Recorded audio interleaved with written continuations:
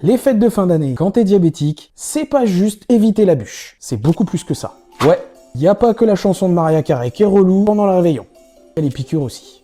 Noël, le Nouvel An, c'est censé être des moments de plaisir, de partage, de lâcher prise. Mais quand tu vis avec un diabète de type 1, ton cerveau, lui, se met jamais en pause.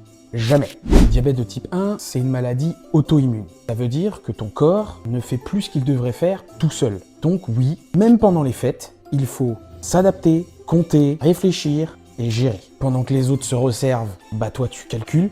Pendant que les autres improvisent, bah toi tu ajustes. Et t'as forcément quelqu'un qui va te dire « Bon allez, resserre-toi un coup, bah c'est Noël quoi !»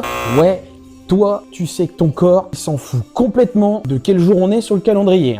Pourtant, oui, les diabétiques fêtent Noël, ils rient, ils mangent, ils s'amusent, ils dansent. Simplement, ils ont un peu plus de charge mentale que les autres. Je sais très bien que diabète et fête de fin d'année est souvent une immense source de stress. Mais s'il te plaît, fais-moi plaisir. Amuse-toi en cette période de fin d'année. Si tu as un proche diabétique autour de toi à table cette année, le plus beau cadeau que tu puisses lui faire, c'est pas de contrôler son assiette, c'est de lui faire confiance, de le laisser vivre le moment pleinement.